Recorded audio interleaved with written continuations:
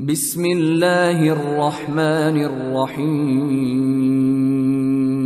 الحمد لله نحمده ونستعينه ونستغفره ونعوذ بالله من شرور أنفسنا ومن سيئات أعمالنا من يهده الله فلا مضل له ومن يضلل فلا هادي له وأشهد أن لا إله إلا الله وحده لا شريك له وأشهد أن محمدًا عبده ورسوله أما بعد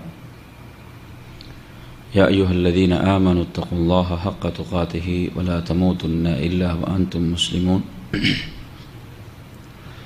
يا أيها الناس اتقوا ربكم الذي خلقكم من نفس واحدة وخلق منها زوجها وبث منهما رجالا كثيرا ونساء واتقوا الله الذي تساءلون به والأرحام إن الله كان عليكم رقيبا يا أيها الذين آمنوا اتقوا الله وقولوا قولا سديدا يصلح لكم أعمالكم ويغفر لكم ذنوبكم ومن يطع الله ورسوله فقد فاز فوزا عظيما فإن أصدق الحديث كتاب الله وخير الهدي هدي محمد صلى الله عليه وسلم وشر الأمور محدثاتها وكل محدثة بدعة وكل بدعة ضلالة وكل ضلالة في النار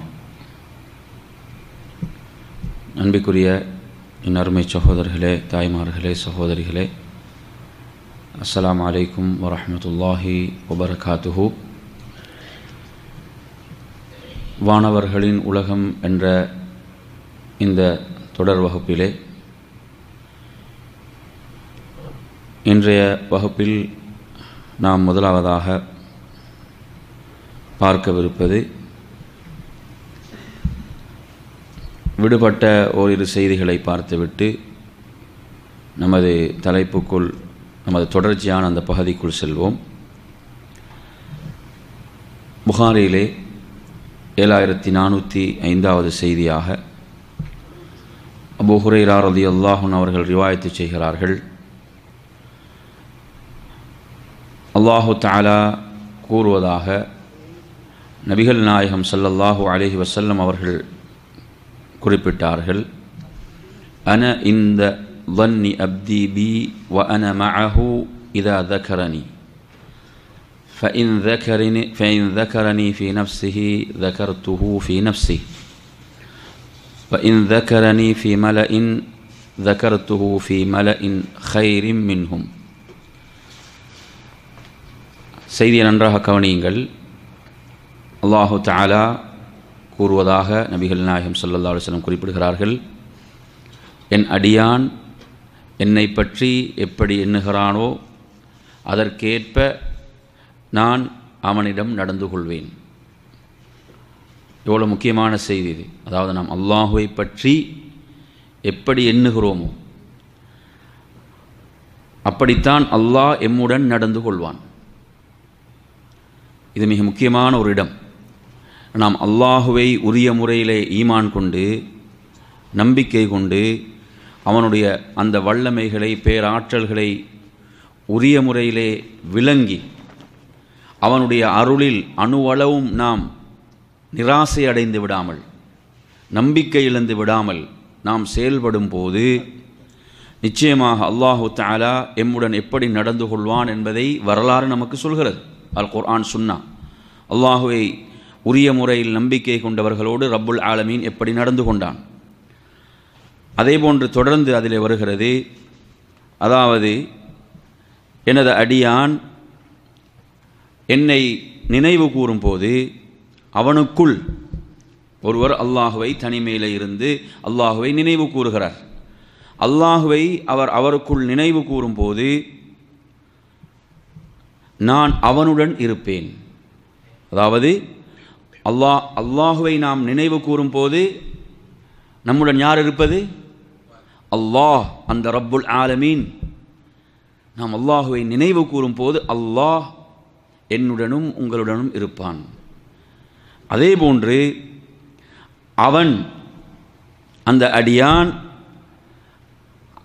என்னை அவனது உள்ளத்தில் நினைவு கூர்ந்தால் நானும் அவனை எனது உள்ளத்தில் நினைவு கூறுவேன்.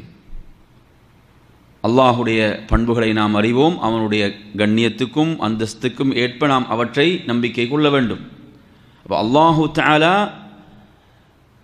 தனக்குள் நினைவு கூறுகிறான். நாம் அந்த ரப்பை நினைவு கூறும் காலமெல்லாம். அதே போன்று அடுத்த அந்த ஹதீஸில் தொடர்ந்து நீங்கள் பார்க்கலாம், அந்த அடியான் ஒரு சபையில் அவையோருக்கு மத்தியில் அவன் என்னை நினைவு கூறும் போது அவர்களை விட சிறந்த ஒரு அவையில் நான் அவனை நினைவு கூறுவேன். அப்போ இந்த இடத்துல ஹதீஸில் நீங்கள் கவனிக்க வேண்டும், வஇன் ذكرني في ملئ ذكرته في ملئ خير منهم. அவங்க ஒரு கூட்டமாக இருந்து அல்லாஹுவை நினைவு கூறும் போது அதைவிட சிறந்த கூட்டத்தில் அல்லாஹ் அந்த அடியானை நினைவு கூறுகிறான். அப்போ அந்த சிறந்த கூட்டம் யார்? அவங்க மலக்குகள். சிறந்த கூட்டம் என்று அல்லாஹு தஆலா சொல்வது வானவர்கள், மலக்குகள். நாம் அந்த ரப்பை நினைவு கூறுவதில் பல குறைபாடுகள் எல்லாம் இருக்கும். நாம் இங்கு இருக்கக்கூடிய அனைவரும் இதில் நன்மை செய்தவர்கள், பாவிகள், மனிதர்கள் என்றாலே பாவத்தில் இருப்பவர்கள். அல்லாஹு தஆலா சிறந்த ஒரு கூட்டத்தில் நினைவு கூறுவதாக இதிலே குறிப்பிடுகிறான்.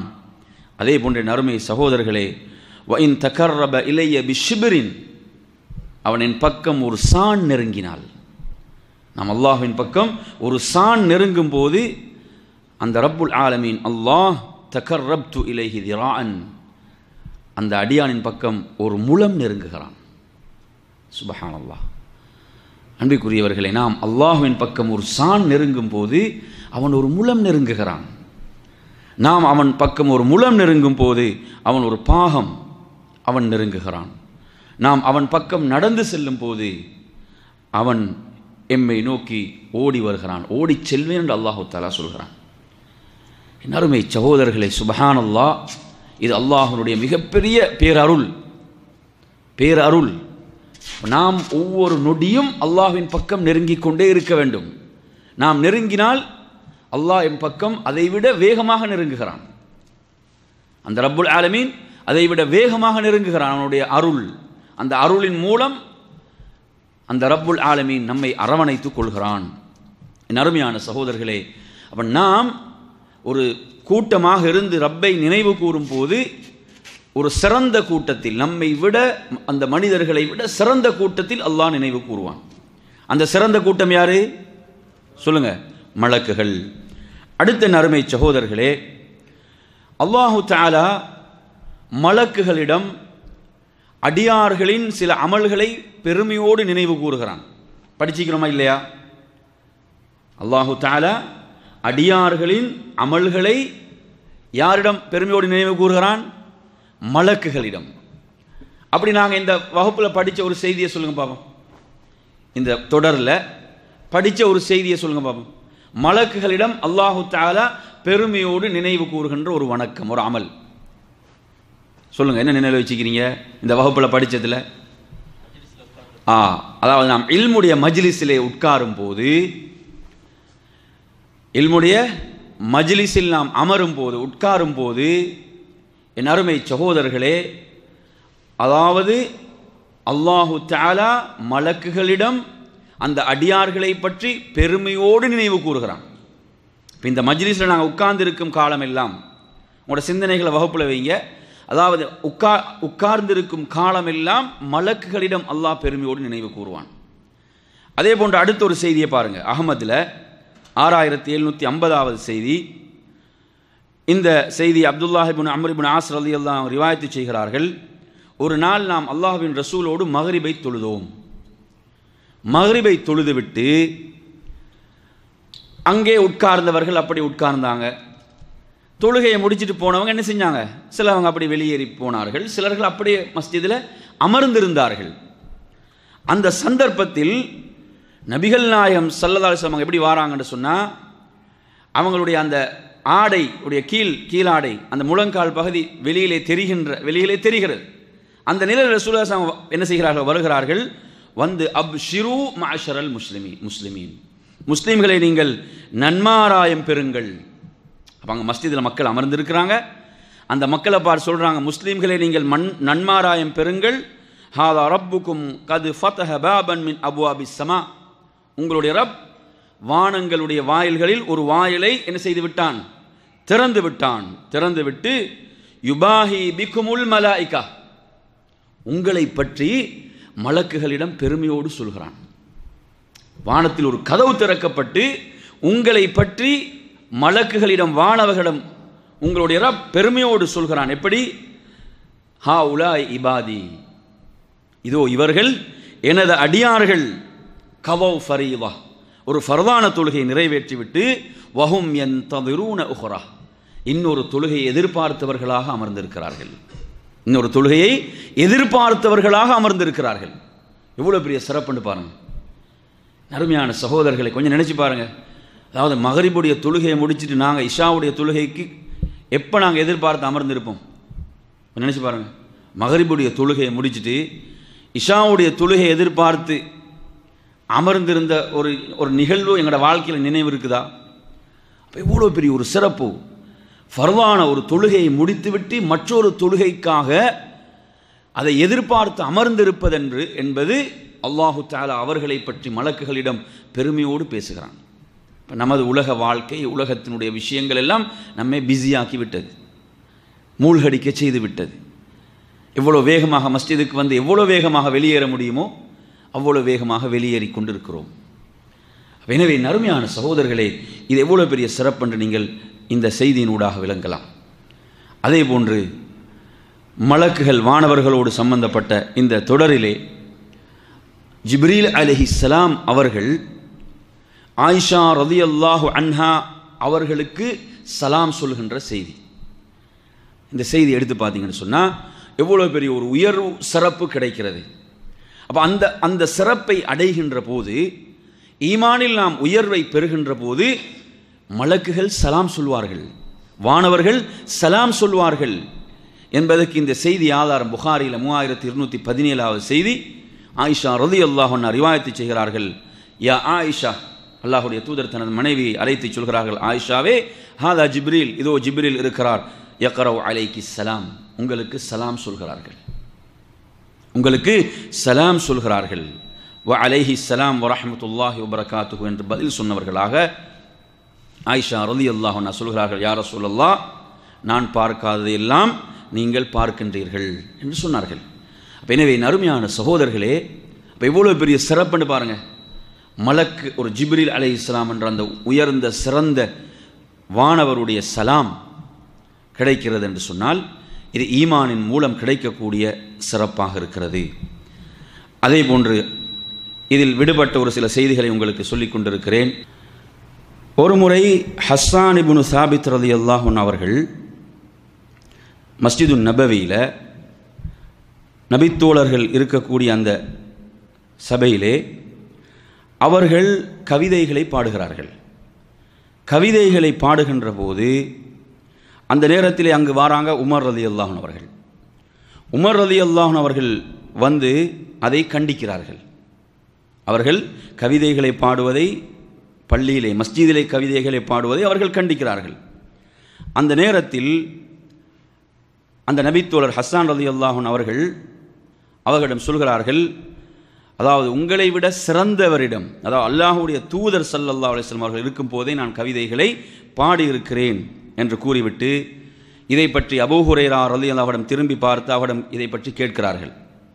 அந்த நேரத்திலே அவர்கள் சொல்கிறார்கள், அவர்களிடம் இதை பற்றி கேட்கும்போது அவர்கள் என்ன சொல்கிறார்கள் என்று சொன்னால், அல்லாஹுடைய தூதர் ஸல்லல்லாஹு அலைஹி வஸல்லம் அவர்கள் சொன்னார்கள், ஹஸ்ஸானே, நீங்கள் எதிரிகளுக்கு எதிராக நீங்கள் இந்த அவர்களுடைய வசைப்பாடல்களுக்கு எதிராக நீங்கள் கவிதையின் மூலம் நீங்கள் பதிலளியுங்கள்.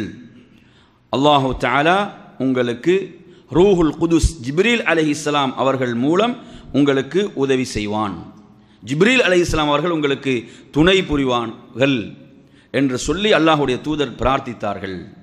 அப்போ எனவே நறுமையான சகோதரர், இதில் நீங்கள் நன்றாக புரிந்து கொள்ளுங்கள், இன்று ஷிர்கான மௌலிது பாடல்களுக்கு இது ஆதாரம் அல்ல. இந்த செய்தி புகாரியில் 3212வது செய்தி. இங்கு கவிதைகள் அவங்க பாடும்போது உமர் ரலியல்லாஹு அன்ஹு கண்டிக்கிறாங்க. ஏன்னா அப்படி ஒரு வளமை இருக்குல்ல. ரசூலுல்லாஹ்வுடைய அனுமதி எதுக்குன்னு சொன்னால், எதிரிகள் இஸ்லாத்தை வசைபாடி முஸ்லீம்களை வசைபாடி கவிதைகளை பாடிய போது அதற்கு பதிலளிக்கும் முகமாகத்தான் என்ன செய்தாங்க, கவிதையின் மூலமே பதில் கொடுக்க சொல்றாங்க. அதற்கு ஜிப்ரீல் அலைஹிஸ்ஸலாம் அவர்கள் உங்களுக்கு துணை புரிவார்கள் என்று அல்லாஹ்வுடைய தூதர் சொல்றாங்க. அப்போ இந்த இடத்துல நாங்கள் என்ன புரிந்து கொள்ள வேண்டும் என்று சொன்னால், சிலவங்க இந்த ஹதீஸை கொண்டு வந்து மௌலிது பாடல்கள் ஷிர்கான மௌலிதுகளை மஸ்ஜிதுகளில் பாடுவதற்கு ஆதாரமாக சொல்வார்கள். அதற்கு இது ஆதாரம் அல்ல. அதை அடுத்ததாக ஒரு இபாதத்தாக அதை செய்யவில்லை. மாறாக எதிரிகளுக்கு கவிதையின் மூலமே பதில் கொடுக்க வேண்டும் என்பதற்கு செய்யப்பட்டது என்பதையும் நாம் புரிந்து கொள்ள வேண்டும். அடுத்ததாக நறுமை சகோதரர்களே, நாம் தொழுகின்ற இந்த ஐவேளை தொழுகைகள் எவ்வளவு சிறந்தது உயர்ந்தது என்று சொன்னால், அது மிஅராஜில் நபிகள் நாயகம் ஸல்லல்லாஹு அலைஹி வஸல்லம் அவர்களுக்கு கடமையாக்கப்பட்ட ஒரு வணக்கம். அல்லாஹு தஆலா இந்த பூமிக்கு ஜிப்ரீல் அலைஹிஸ்ஸலாம் அவர்களை அனுப்பி, புகாரியில் 3221வது செய்தி, ஜிப்ரீல் அலைஹிஸ்ஸலாம் அவர்கள் வந்து என்ன செய்கிறாங்க, ரசூலுல்லாஹ் அவங்களுக்கு இமாமத் செய்கிறார்கள். இமாமத் செய்து அந்த ஐவேளை தொழுகையும் அவங்க தொழுது காட்டினாங்க. ஐவேளை தொழுகையும் அந்த 5 நேரங்களில் உள்ள தொழுகைகள் என்ன செஞ்சாங்க, தொழுது காட்டினார்கள் என்ற செய்தியை நீங்கள் புகாரில் பார்க்கலாம். அப்போ எவ்வளோ ஒரு சிறப்பு இந்த தொழுகைக்கு இருக்கிறது. ஜிப்ரீல் அலைஹிஸ்ஸலாம் அவர்கள் வந்து இந்த தொழுகை என்ன செஞ்சாங்க, இதை அல்லாஹ்வுடைய ரசூலுக்கு கற்றுக் கொடுத்தார்கள் என்பதை பார்க்கிறோம். எனவே இப்படிப்பட்ட சிறப்புக்குரியவர்களாக மலக்குகள் வானவர்கள் இருக்கிறார்கள். அடுத்த நறுமை சகோதரர்களே, மலக்குகளை கொண்டு அல்லாஹு தஆலா மூமின்களை சோதிப்பான். மலக்குகளை கொண்டு அல்லாஹ் என்ன செய்வான், தனது அடியார்களை சோதிப்பான். இதற்கு ஆதாரமாக நீங்கள் இந்த செய்தியை புகாரியிலே பார்க்கலாம். அபு ஹுரைரா ரலியல்லாஹு அன்ஹு அறிவிக்கக்கூடிய இந்த செய்தியில் அல்லாஹு தஆலா பனு இஸ்ரவேல் காலத்தில் 3 பேரை அல்லாஹு தஆலா சோதிக்க விரும்புகிறான். அல்லாஹ்வுடைய தூதர் ஸல்லல்லாஹு அலைஹி வஸல்லம் அவர்கள் அழகான இந்த செய்தியை சொல்கிறாங்க. 3 பேரை அல்லாஹு தஆலா சோதிப்பதற்கு விரும்புகிறான். அந்த 3 பேரும் யார் என்றால், வெங்குஷ்டம் பிடித்தவர், அந்த நோயினால் பாதிக்கப்பட்ட ஒருவர். அதே போன்று ஒருவர் அவருடைய தலை மொட்டையாக இருக்கிறது, வழுக்கை தலையாக இருக்கிறது. அதே போன்று அடுத்தவர் குருடராக இருக்கிறார். இந்த 3வரையும் அல்லாஹு தஆலா ஒரு மலக்கை, ஒரு வானவரை அனுப்பி அல்லாஹ் பரிசோதிக்க விரும்புகிறான். அந்த வானவரை அல்லாஹ் எப்படி அனுப்புகிறான் என்று சொன்னால், அந்த வானவரை மனித தோற்றத்தில், மனித உருவத்தில், மனித தோற்றத்தில் அந்த வானவர் அனுப்பப்படுகிறார். அதிலே முதலாவதாக அந்த வெங்குஷ்டம், அந்த நோயினால் பாதிக்கப்பட்டவரிடம் வந்து அந்த வானவர் கேட்கிறார், உமக்கு எது விருப்பமானது, உமக்கு மிக விருப்பமானது எது என்று கேட்கும்போது அவர் சொல்கிறார், எனது இந்த தோள்கள் அழகாக மாற வேண்டும், இதை மக்கள் வெறுக்கிறார்கள், இதை மக்கள் குறையாக பார்க்கிறார்கள், எனக்கு ஒரு அழகான ஒரு தோற்றம், அதே போன்ற அழகான தோள்கள், இதைத்தான் நான் விரும்புகிறேன். அவர் என்ன செய்கிறாரு, தனது கையினால் அவர் அப்படியே தடவுகிறார். அவர் கேட்டது போன்று அழகான தோற்றம், அழகான தோள்கள். அதற்கு பிறகு நீங்கள் எதை செல்வத்திலே விரும்புகிறீர்கள் என்று கேட்கும்போது அவர் ஒட்டகம் என்று சொல்கிறார். அவருக்கு ஒட்டகம் வழங்கப்பட்டு அதிலே பரக்கத்து செய்யப்படுகிறது. அது ஒரு பெரும் பள்ளத்தாக்காக என்ன செய்கிறது, அது மாறுகிறது. அந்த அளவுக்கு ஒட்டகங்கள் நிறைந்த ஒரு பள்ளத்தாக்கு என்கின்ற அளவுக்கு பரக்கத்து செய்யப்படுகிறது. அவர் பரக்கத்தைக்காக பிரார்த்தனை செய்கிறார். அதே போன்றுதான் அந்த வழுக்கை தலையுடையவர் அவரிடம் வந்து கேட்கும்போது, எனது முடிகள் வளர வேண்டும், மக்கள் என்னை குறை சொல்கிறார்கள், அழகாக காட்சி அளிக்க வேண்டும், அதை அந்த மலக்கு தடவி விடுகிறார். அப்படியே அவருடைய முடிகள் அழகாக மாறுகின்றன, வளர்ந்து விடுகின்றன. அவர் விருப்பமானதாக, அவருக்கு விருப்பமான செல்வம் அவருக்கு கேட்கப்படும் போது அவர் மாட்டை சொல்கிறார். அவருக்கு அந்த மாடு வழங்கப்படுகிறது, அதில் பரக்கத்து செய்யப்படுகிறது. எந்த அளவுக்கு என்று சொன்னால், ஒரு பெரும் பள்ளத்தாக்கு அம்மாடுகளால் நிரம்புகின்ற அளவுக்கு அல்லாஹ் பரக்கத்து செய்கிறான். அதே போன்று குருடர் அவரிடம் வந்து கேட்கும்போது, எனக்கு பார்வை, இந்த பார்வை எனக்கு திரும்ப வேண்டும், பார்வை அவருக்கு திரும்புகிறது. அந்த பார்வை அவர் தடை விடுகின்றார், அல்லாஹுடைய அருளால் பார்வை அவருக்கு கிடைக்கிறது.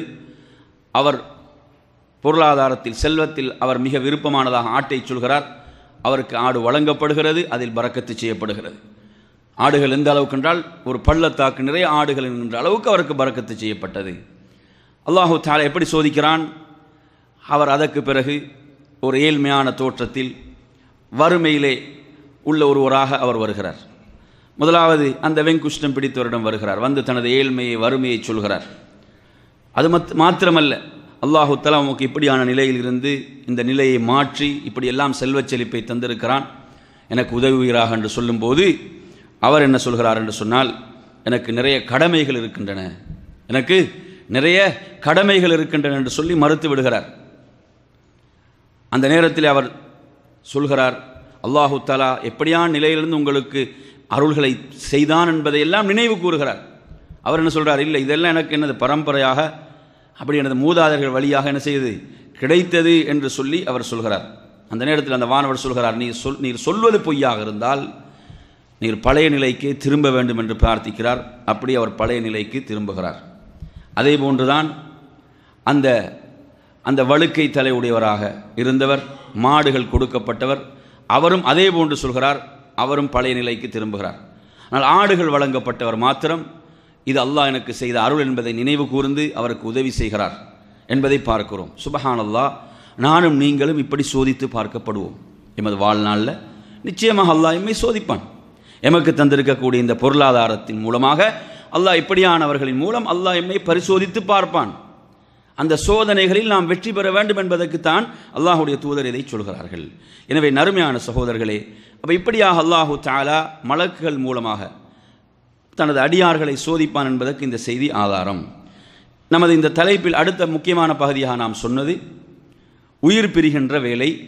இந்த வேளையில் மலக்குகளுடைய அந்த தொடர்பு சம்பந்தமான ஒரு பகுதி, அதை நாம் இப்போது பார்ப்போம். அன்பிற்குரியவர்களே, அல்லாஹு தஆலா அல் குர்ஆனிலே சொல்கின்ற போது மூமின்களுடைய உயிரை கைப்பற்றுவதை பற்றி சொல்கின்ற போது வன்னாஷிதாத்தி நஷ்தா என்று சொல்கிறான். வன்னாஷிதாத்தி நஷ்தா என்று சொல்கிறான். அதாவது நல்லோர்களுடைய மூமின்களுடைய அந்த உயிர்களை இலேசாக கலற்றக்கூடிய மலக்குகளின் மீது சத்தியமாக என்று அல்லாஹ் சொல்கிறான். மூமின்களுடைய உயிர்கள் அப்படி இலகுவாகத்தான் என்ன செய்யப்படும், அவைகள் கலற்றப்படும். அதே நேரத்தில் காஃபிர்கள் முனாஃபிக்குகளுடைய உயிர்களை பொறுத்தவரை அல்லாஹ் சொல்கிறான் வன்னாஸிஆத்தி கர்கா என்று சொல்கிறான். நாஸிஆத்தி கர்கா, பாவிகளுடைய உயிர்களை கடினமாக பறிக்கக்கூடிய அந்த மலக்குகளின் மீது சத்தியமாக என்று அல்லாஹ் சொல்கிறான். அப்போ இந்த ரெண்டு வசனத்தினூடாக நமக்கு கிடைக்கக்கூடிய செய்தி என்ன? அந்த பாவிகள் காஃபிர்களுடைய உயிர்கள் மிக கடுமையாக பிடுங்கப்படும், மூமின்களுடைய உயிர்கள் மிக இலகுவாக அந்த உயிர்கள் என்ன செய்யப்படும், பறிக்கப்படும் என்பதை இந்த வசனங்கள் ஊடாக நாம் பார்க்கிறோம். அதே போன்ற நறுமையான சகோதரர்களே, அல்லாஹ் சொல்கிறான் 32வது அத்தியாயத்தினுடைய 11வது வசனத்திலே, குல் யதவஃபாக்கும் மலக்குல் மௌத் இல்லதி உக்கில பிக்கும் சும்ம இலா ரப்பிக்கும் துர்ஜஊன். நபியே, நீங்கள் சொல்லுங்கள், உங்கள் ஒவ்வொருவரோடும் மலக்குல் மௌத் நியமிக்கப்பட்டிருக்கிறார். அவர் என்ன செய்வார்? உயிரை கைப்பற்றக்கூடிய அந்த மலக்குல் மௌத், அவர் உங்களுடைய உயிரை உரிய நேரத்தில் என்ன செய்வார்? கைப்பற்றுவார். நீங்கள் ரப்பின் பால் மீட்டு கொண்டு வரப்படுவீர்கள், நீங்கள் திரும்ப கொண்டு வரப்படுவீர்கள் என்பதை ரப்புல் ஆலமீன் இதிலே சொல்கிறான். அதே போன்று 6வது அத்தியாயத்தினுடைய 61வது வசனத்திலே வஹுவல் காஹிரு ஃபௌக இபாதி, அவன் தனது அடியார்களை அடக்கி ஆள்வக்கூடியவனாக அல்லாஹ் இருக்கிறான். அது மாத்திரமல்லாமல் வயுர்சிலு அலைக்கும் ஹஃபலா, உங்கள் மீது பாதுகாப்பாளர்களையும் அனுப்புகிறான். யார் பாதுகாப்பாளர்கள்? மலக்குகள், வானவர்கள். அப்துல்லாஹ் இப்னு அப்பாஸ் இதுக்கு விளக்கம் சொல்லும்போது அழகா சொல்கிறாங்க. என்ன சொல்கிறாங்கண்டா, அந்த மலக்குகள் பாதுகாத்து கொண்டே இருப்பாங்களாம். என்ன செய்வாங்க? மலக்குகள் பாதுகாத்து கொண்டே இருப்பாங்க. எப்போ அல்லாஹுடைய கதிர் வருமோ அப்போ விலகிடுவாங்க. ஏதாவது ஒன்று நடக்க வேண்டியிருந்தால் அந்த கதிரில் அப்போ மலக்குகள் என்ன செய்வாங்க? ஒதுங்கிக் கொள்வார்கள் என்று அப்துல்லாஹ் இப்னு அப்பாஸ் ரலியல்லாஹு அவர்கள் இதுக்கு விளக்கம் சொல்கிறார்கள். வயுர்சிலு அலைக்கும் ஹஃபலா, அல்லாஹ் என்ன செய்கிறான்? உங்கள் மீது பாதுகாப்பாளர்கள் அனுப்புகிறான். ஹத்தா இதா ஜா அஹதகுமுல் மௌத், உங்களில் ஒருவருக்கு மரணம் வந்து விடுமாக இருந்தால் என்ன செய்வார்கள் என்று சொன்னால், தவஃபத்ஹு, அவர்கள் அந்த ஆத்மாவை எடுத்துக்கொள்வார்கள். ருசுலுனா, எமது தூதர்கள் அந்த ஆத்மாவை என்ன செய்வாங்க? கைப்பற்றுவார்கள். வஹும் லா யுஃபர்ரிதுன், அவங்க கடமையில் எந்த குறையும் செய்ய மாட்டாங்க. கடமையில் என்ன செய்ய மாட்டாங்க அவங்க? நாங்கள் தான் நிறைய குறை செய்வோம். அல்லாஹுடைய விஷயத்தில், அல்லாஹுடைய மார்க்கம் விஷயத்தில், கடமைகள் விஷயத்தில் நாம் நிறைய குறைகள் விடுவோம். ஆனால் அந்த மலக்குகள் எந்த குறையும் செய்ய மாட்டார்கள். இந்த இடத்துல நாம் ஒரு முக்கியமான ஒரு விஷயத்தை விளங்க என்னென்னு சொன்னால், இப்போ மலக்குல் மௌத் என்பவர் ஒருவரா அல்லது பலரா? ஏன்னா இந்த வசனத்தை நீங்கள் எடுத்தீங்கன்னு சொன்னால், இந்த ரெண்டு வசனத்தில், முதல் வசனத்தில் ஒரு மலக்குல் மௌத் என்று ஒன்று தான் சொல்லப்படுது. எந்த வசனத்தில்? 32ல் 11. இப்போ நான் சொன்ன 6வது 61வது வசனத்தில் நீங்கள் பார்த்தீங்கன்னு சொன்னால் அல்லாஹ் சொல்கிறான் தவஃபத்துஹு ருசுலுனா, எமது தூதர்கள் என்று பன்மையாக சொல்கிறான். அப்போ இதில் இது முரண்பாடல்ல. எப்படி விளங்க வேண்டும் என்று சொன்னால், மலக்குகளை பொறுத்தவரையில் அதில் பிரதானமாக நியமிக்கப்பட்டிருப்பவர் ஒருவர், மலக்குல் மௌத். அவர் தான் யாரு? பிரதானமானவர். அவருக்கு என்ன செய்வாங்க? துணையாக, உதவியாக பல மலக்குகள் இருப்பாங்க. உயிரை கைப்பற்றும் விஷயத்தில் பல வானவர்கள் இருப்பார்கள் என்று நாம் இதை என்ன செய்ய வேண்டும்? இதை புரிந்து கொள்ள வேண்டும், விளங்கிக் கொள்ள வேண்டும். எனவே நறுமையான சகோதரர்களே, அப்போ இந்த இடத்துல அல்லாஹு தஆலா இந்த செய்திகளை, 2 செய்திகள் இந்த வசனங்கள் ஊடாக நமக்கு கிடைக்கிறது. அதே போன்று நீங்கள் பார்க்கலாம் 41வது அத்தியாயத்தில் அல்லாஹு தஆலா சொல்லும் போது 30லிருந்து 32 வரை உள்ள வசனங்களில், எவர்கள் அல்லாஹுவை ரப்பாக ஏற்று அதில் உறுதியாக இருந்தார்களோ அவர்களுடைய மரண வேளையில் யார் இறங்கி வருவாங்க? மலக்குகள் இறங்கி வருவார்கள். இறங்கி வந்து என்ன சொல்லுவாங்க? நீங்கள் பயப்பட வேண்டாம், நீங்கள் கவலைப்பட வேண்டாம், சஞ்சலப்பட வேண்டாம், நீங்கள் வாக்களிக்கப்பட்ட சொர்க்கத்தை கொண்டு நன்மாராயம் பெறுங்கள். எத்தனை விஷயம் இது? இப்போ 3 விஷயங்கள். நீங்கள் கவலைப்பட வேண்டாம், நீங்கள் பயப்பட வேண்டாம், அதே போன்று நீங்கள் வாக்களிக்கப்பட்ட சொர்க்கத்தை கொண்டு நன்மாராயம் பெறுங்கள். நாம் தான் உலகிலும் மறுமையிலும் உங்களுக்குரிய தோழர்களாக, உங்களுடைய தோழர்களாக நாம் இருக்கிறோம். அதே போன்று நீங்கள் விரும்பியது, நீங்கள் எதை விரும்புகிறீங்களோ அது உங்களுக்கு இருக்குது. நீங்கள் எதை, உங்களோட மனதை எதெல்லாம் விரும்புதோ அதெல்லாம் உங்களுக்கு இருக்கிறது. அவைகளெல்லாம் உங்களுக்கு என்ன செய்யப்பட்டிருக்கிறது? தயார்படுத்தப்பட்டிருக்கிறது. நீங்கள் ரப்புடைய மகஃபிரத்தையும் அருளையும் பெறுங்கள். சுப்ஹானல்லாஹ். இவ்வளோ நன்மாராயங்களும் மௌத்துடைய வேளையில் மலக்குகள் யாருக்கு கொடுப்பாங்கண்டா, யார் அல்லாஹுவை ரப்பாக ஏற்று அதில் உறுதியாக இஸ்திகாமத்தாக இருந்தாங்களோ அவங்களுக்கு. அந்த பட்டியலில் நான் நீங்களும் சேர வேண்டும். அல்லாஹ் அதற்கு நமக்கு அருள் புரிவானாக. என் அருமையான சகோதரர்களே, இது ஒரு மூமினுக்கு கிடைக்கக்கூடிய மிகப்பெரிய பாக்கியம், மிகப்பெரிய அருள். கால்களோடு பின்னிக்கொள்கின்ற, தடுமாறுகின்ற அந்த நேரத்தில் இப்படியான நன்மாராயங்கள் ஒருவனுக்கு கிடைக்கும் என்றிருந்தால் அதைவிட வேற என்ன சிறப்பு இருக்க முடியும்? கொஞ்சம் நினைச்சு பாருங்க. சுப்ஹானல்லாஹ். எனவே நறுமையான சகோதரர்களே, அதே போன்று அல்லாஹு தஆலா பாவிகள், காஃபிர்கள், முனாஃபிக்குகள் இவர்களுடைய விஷயத்தில் அல்லாஹு தஆலா சொல்லும் போது 6வது அத்தியாயத்துடைய 93வது வசனத்திலே சொல்கிறான், வமன் அவ்லமு மிம்மன் இஃப்தரா அலல்லாஹி கதிபா. அல்லாஹுடைய விஷயத்தில் பொய்யை கற்பனை செய்பவனை விட அநியாயக்காரன் வேறு யார்? அல்லாஹ் கேட்கிறான். 3 கேள்விகள். அடுத்த கேள்வி என்னென்று சொன்னால், அதாவது அவன் சொல்கிறான், தனக்கு வஹி அருளப்படாமலேயே என்ன செய்கிறான்? தனக்கு வஹி வந்தது என்று கூறுவனை விட அநியாயக்காரன் வேறு யார்? 3வது அல்லாஹு தஆலா இதிலே சொல்கிறான், அதாவது அல்லாஹ் இறக்கி வைத்ததை போல் நானும் வேதத்தை இறக்கி வைப்பேன் என்று சொல்கிறான். இவரை விட அநியாயக்காரன் யார்? 3 விஷயங்கள். இதை அல்லாஹு தஆலா சொல்லிவிட்டு என்ன சொல்கிறான் என்றால், இந்த அநியாயக்காரர்கள் இவர்களுடைய அந்த மரண வேளையில் மலக்குகள் வந்து என்ன செய்வார்கள் என்று சொன்னால், தங்களுடைய கைகளை நீட்டுவார்கள், அவர்களின் பால் தங்களுடைய கைகளை விரிப்பார்கள்.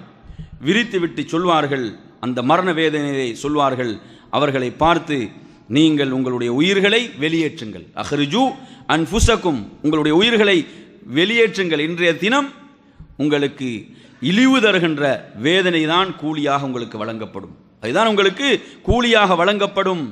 ஏனென்றால் நீங்கள் அல்லாஹுடைய விஷயத்தில் என்ன செய்தீர்கள்? உண்மை அல்லாததை சொல்லிக் கொண்டிருந்தீர்கள். அல்லாஹுடைய அத்தாட்சிகள் விஷயத்தில் நீங்கள் பெருமை அடித்துக் கொண்டிருந்தீர்கள். அப்போ அநியாயக்காரருடைய உயிர்கள் கடுமையாக என்ன செய்யப்படும்? வேதனையோடு பிடுங்கப்படும் என்பதற்கு மற்ற ஆதாரம் 16வது அத்தியாயம் 28வது வசனத்தில் அல்லாஹு தஆலா சொல்கிறான், அல்லதீன ததவஃபாஹுமுல் மலாயிகா, அதாவது லாலிமி அன்ஃபுஸி, தங்களுக்கு தாங்களே அநியாயம் செய்து கொண்ட அவர்களுடைய அந்த நிலை மரண வேளையில் எப்படி இருக்கும் என்பதை அல்லாஹு தஆலா சொல்கிறான். அவர்களுடைய மலக்குகள் அவர்களுடைய உயிர்களை கைப்பற்றுவார்கள். அந்த நேரத்தில் இவர்கள் என்ன செய்வாங்க?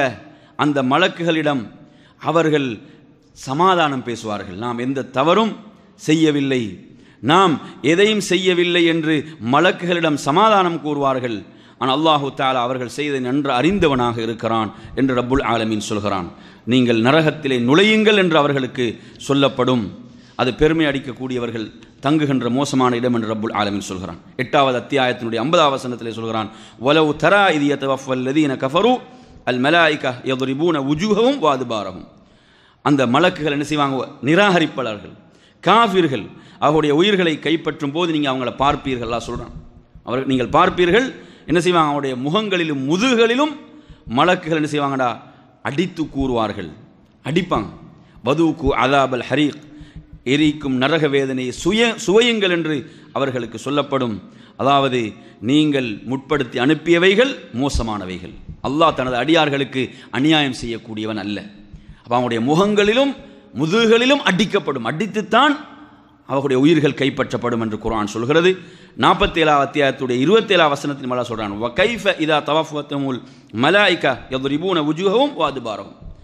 அவருடைய முகங்களிலும் அவருடைய முதுகுகளிலும் அடித்து உயிர்களை கைப்பற்றும் மலக்குகள் அவர்களை மரணமடைய செய்யும் போது அவருடைய நிலை எப்படி இருக்கும் என்று அல்லாஹ் கேட்கிறான். இப்படி அருமையான சகோதரர்களே, இவங்க அல்லாஹுவை கோபப்படுத்தக்கூடிய விஷயங்களை பின்பற்றிய காரணத்தால், அல்லாஹுடைய பொருத்தத்தை அவர்கள் வெறுத்ததன் காரணத்தால் அல்லாஹுடைய செயல்களை எல்லாம் வீணாக்கி விட்டான் என்பதை சொல்கிறான். எனவே நறுமையான சகோதரர்களே, நீளமான ஒரு ஹதீஸை நீங்கள் அஹ்மத் இன்னும் பல கிரந்தங்களிலே பார்க்கலாம்.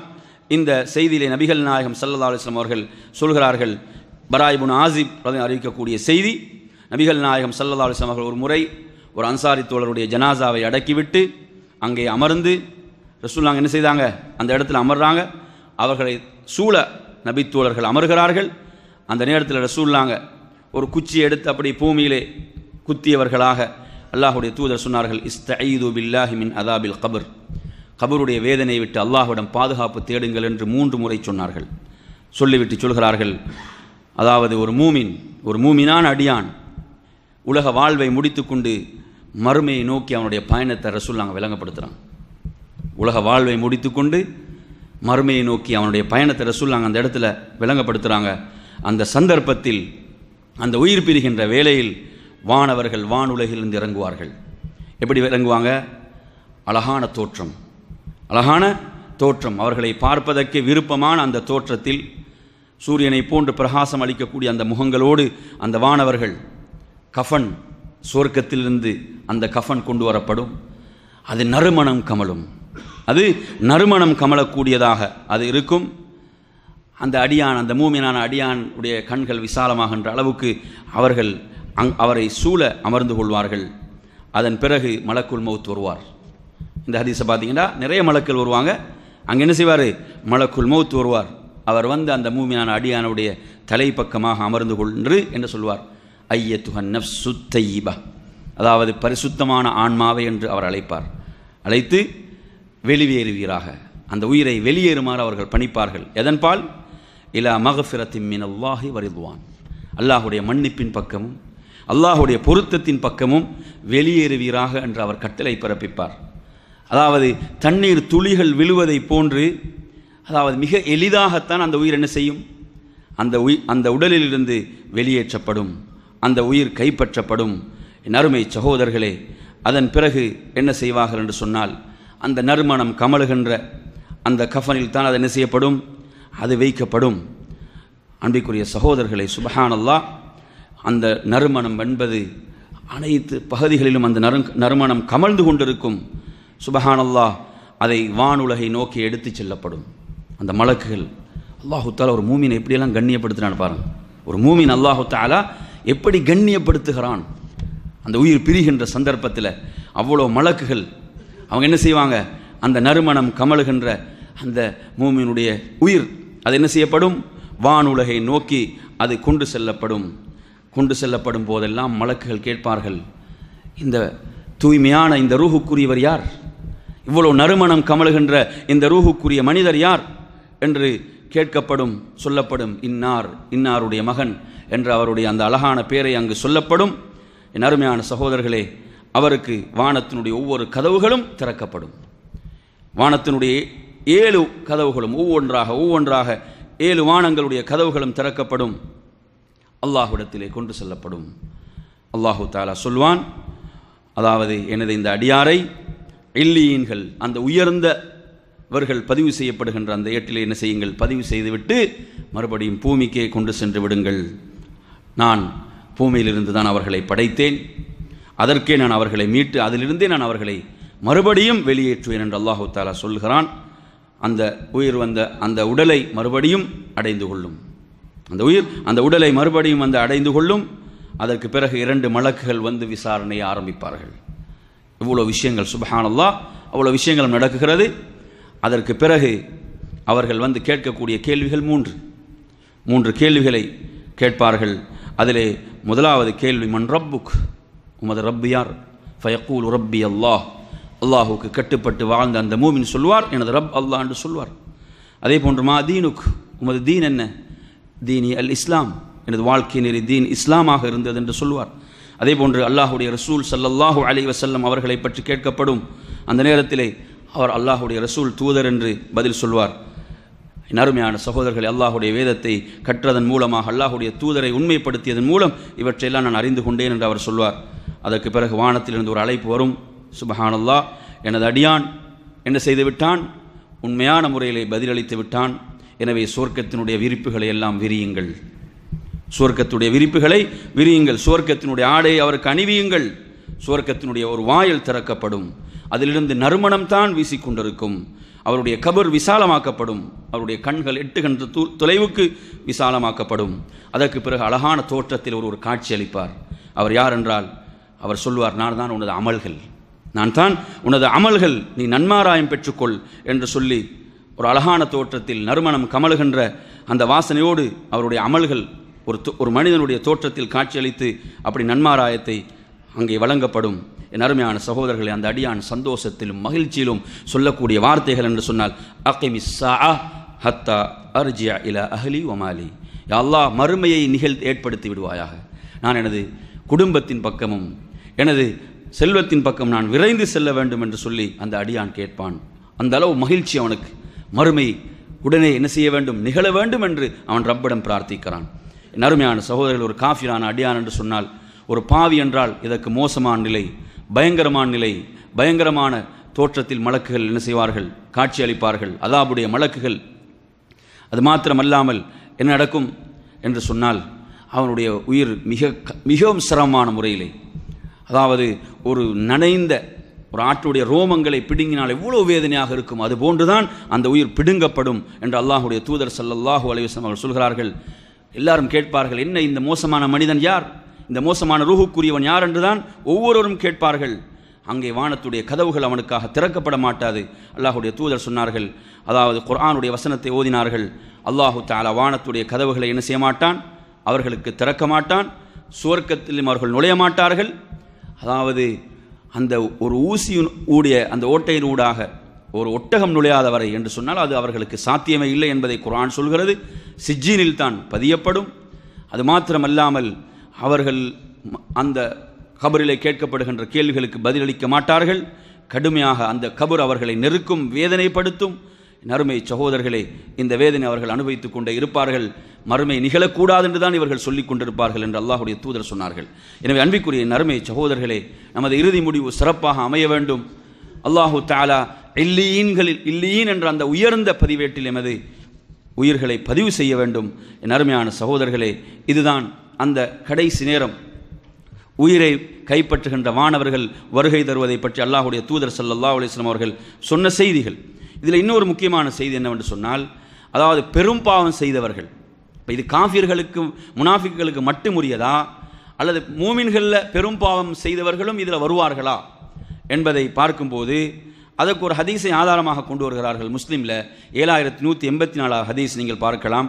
அல்லாஹுடைய தூதர் சொல்கிறார்கள், அபூ சயீதுல் குத்ரி அறிவிக்கக்கூடிய செய்தி, உங்களுக்கு முன் ஒரு காலத்தில் ஒரு மனிதன் இருந்தான். அவன் 99 கொலைகளை செய்துவிட்டான்.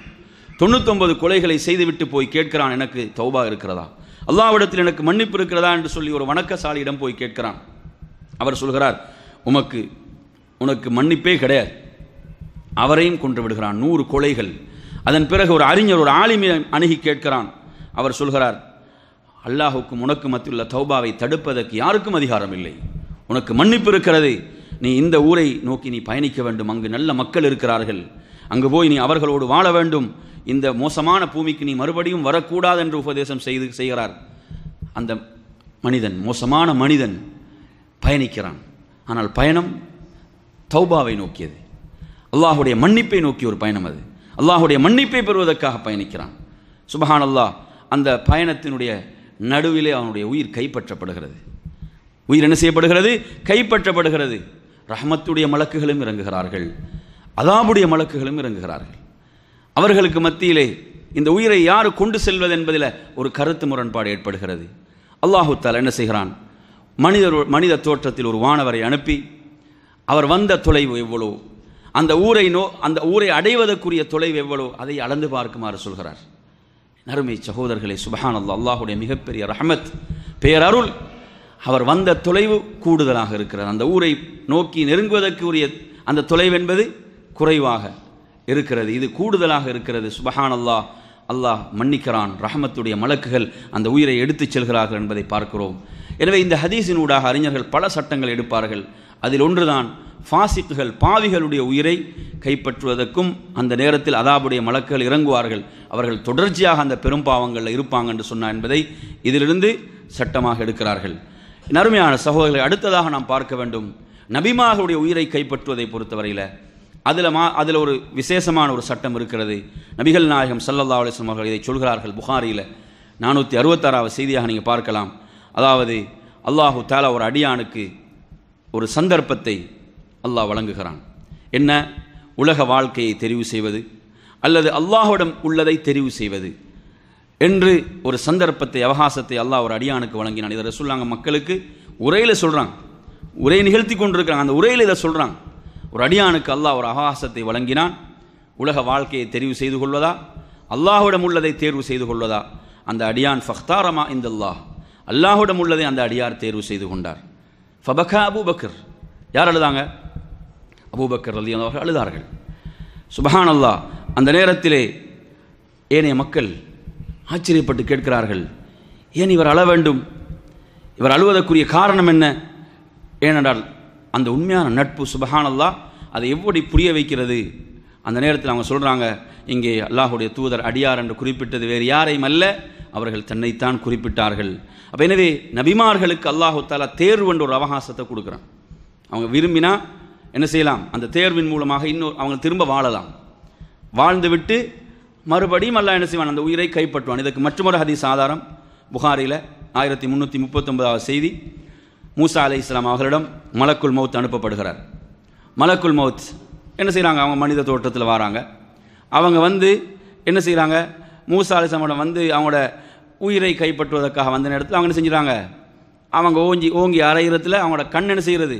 கண்ணை பிதுங்கி விடுகின்ற அளவுக்கு அவங்க அடித்து விட்டாங்க. அல்லாஹ்விடம் போய் என்ன சொல்கிறாங்க? யா அல்லாஹ், மரணத்தை விரும்பாத ஒரு அடியாரிடம் நீர் என்னை அனுப்பி வைத்திருக்கிறீர் என்று சொல்லி அல்லாஹ்விடம் போய் அந்த வானவர் சொல்கிறார், நீ அனுப்பியது மரணத்தை விரும்பாத ஒரு அடியானிடம். அந்த நேரத்தில் அல்லாஹு தஆலாவுடைய கண்ணை சரி செய்து விட்டு, அந்த மலக்குடைய கண்ணை சரிப்படுத்தி விட்டு என்ன செய்கிறாங்க? அல்லாஹு தஆலா என்ன செய்கிறாங்க? மறுபடியும் நீ போய் மூசாவிடம் அலைஹிஸ்ஸலாம் அவரிடம் நீ என்ன சொல்ல வேண்டும் என்று சொன்னால், ஒரு மாட்டினுடைய முதுகிலே கையை வைத்து அந்த கை வந்து எவ்வளோ ரோமங்களை உள்ளடக்கி கொள்கிறதோ அதனுடைய எண்ணிக்கை அளவுக்கு நீர் என்ன செய்யலாம்? அதனுடைய எண்ணிக்கை அளவுக்கு வாழலாம், உயிர் வாழலாம் என்கின்ற அளவுக்கு என்ன செய்யப்படுது? அவங்களுக்கு அவகாசம் கொடுக்கப்படுது. அதற்கு பிறகு என்ன அல்லாஹ்? அதற்கு பிறகு மரணம் தான், அதற்கு பிறகு மவுத். அப்படி என்று சொன்னால் எனது உயிரை இப்போதை கைப்பற்றி கொள்வாயாக. அவங்க விரும்பியதெல்லாம் அந்த பைத்துல் முகத்தஸ் என்ற அந்த புனித தலத்தில், அந்த கல்லெறியும் தூரத்தில் இருக்கக்கூடிய அந்த புனித தலத்துக்கு அருகில்தான் அவங்களோட உயிரை கைப்பற்றுமாறு அவங்க வேண்டாங்க. அதைத்தான் அவங்க விரும்பினாங்க. அப்போ எனவே நறுமையான சகோதரர்களே, அல்லாஹ்வுடைய தூதர் சொல்கிறார்கள், நான் மட்டும் பைத்துல் முகத்தஸின் பக்கத்தில் இருந்தால் அந்த செம்மன்று குன்றை நான் உங்களுக்கு என்ன செய்வேன்? அதை காட்டுவேன், அந்த வழியை உங்களுக்கு காட்டுவேன். அல்லாஹ்வுடைய தூதர் சொல்கிறார்கள், அங்கே தான் அவருடைய கபர் இருக்கிறது. நறுமையான சகோதரர்களே, சுப்ஹானல்லாஹ். இந்த செய்தியை சிலர் என்ன செய்வாங்க? மறுப்பார்கள். இதில் மறுப்பதற்கு எதுவும் இல்லை, ஆதாரபூர்வமான செய்தி. வந்தது மலக்குல் மௌத்தான் என்பது மூசா அலைஹிஸ்ஸலாத்துக்கு தெரியாது. இப்ராஹிம் அலைஹிஸ்ஸலாத்து மலக்குகள் வந்தாங்க, மலக்குன்னு அவங்களுக்கு தெரியாது. விருந்து அளித்தாங்க. ஒரு மாட்டை கன்றை அவங்க என்ன செஞ்சாங்க? அவங்க அறுத்து அதை சமைத்து விருந்து வைக்கிறாங்க. லூத் அலைஹிஸ்ஸலாமிடம் வந்தது மலக்குன்னு அவங்களுக்கு தெரியாது. அதுபோன்று மூசா அலைஹிஸ்ஸலாமிடம் வந்தது மலக்குன்னு அவங்களுக்கு தெரியாது. என்ன செய்கிறாங்க? அவங்க ஓங்கி அடித்து விடுகிறார்கள். எனவே இந்த ஹதீஸ் ஆதாரபூர்வமான செய்தி. இது என்ன விளங்குறோம்னா, நபிமார்களுக்கு அவகாசம் கொடுக்கப்படும். இது நபிமார்களுக்கு மாத்திரம் உள்ள சிறப்பு என்பதை நாம் புரிந்து கொள்ள வேண்டும். அதே போன்ற நறுமையான சகோதரர்களே, இந்த மரண வேலை சம்பந்தமாக வரக்கூடிய செய்திகளில் முஸ்லீமில் 4076 செய்தி நீங்கள் பார்க்கலாம்.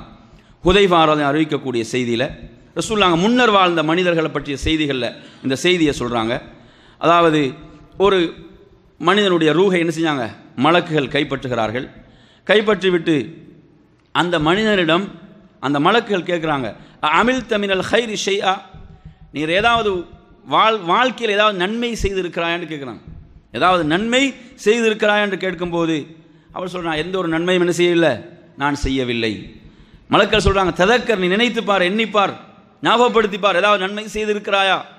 அந்த நேரத்திலே அவர் சொல்கிறார், நான் மக்களுக்கு கடன் கொடுப்பேன். மக்களுக்கு என்ன செய்வேன்? கடன் கொடுப்பேன்.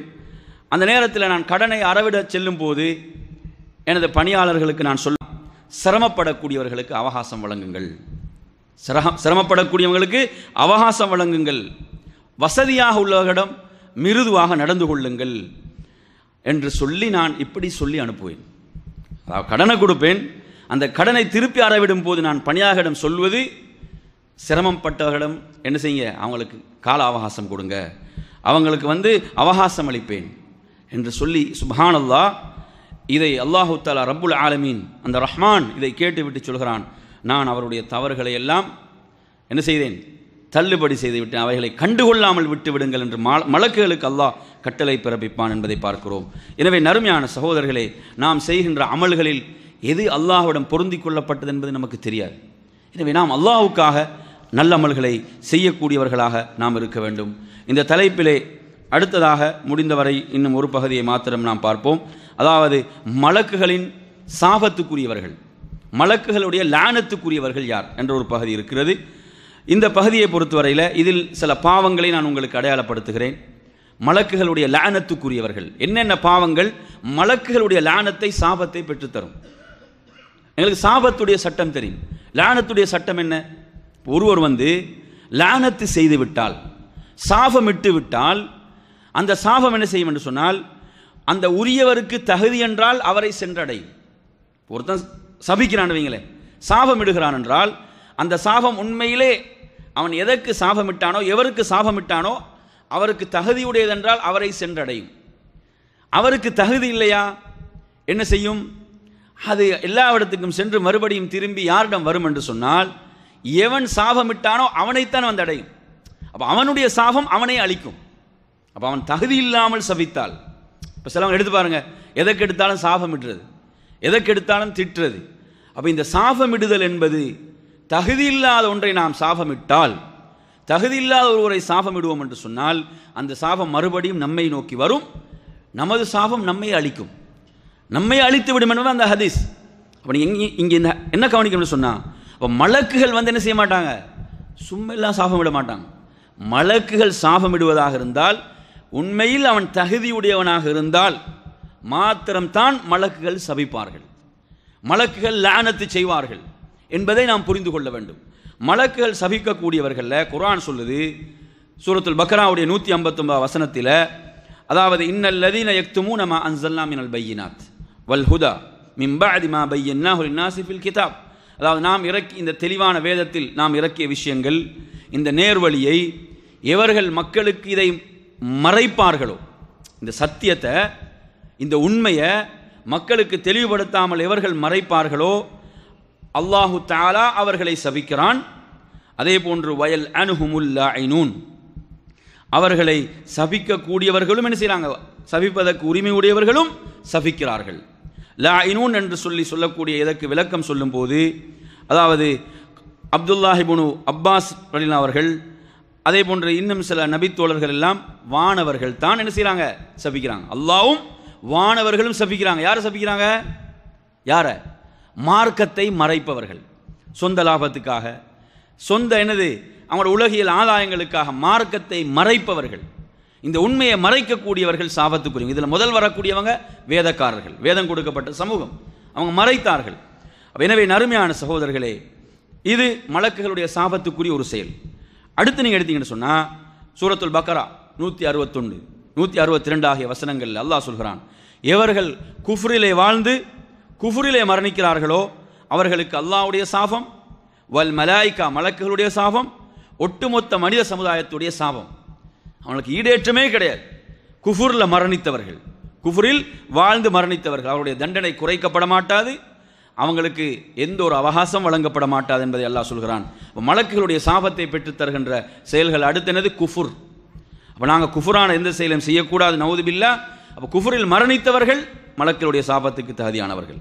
மூன்றாவதாக புகாரில் பார்க்கலாம், 5193வது செய்தி, அபூ ஹுரைரா ரலியல்லாஹு அன்ஹு அறிவிக்கக்கூடிய செய்தி, கணவர் என்ன செய்கிறார் என்று சொன்னால் தனது மனைவியை இல்லற வாழ்வுக்காக அழைக்கிறார். அப்படி மனைவியை அழைக்கின்ற போது மனைவி அதை மறுப்பாள் என்று சொன்னால், அந்த இரவை மனைவி எப்படி கழிக்கிறாள் என்று சொன்னால் மலக்குகளுடைய சாபத்தோடு தான் கழிக்கிறாள்.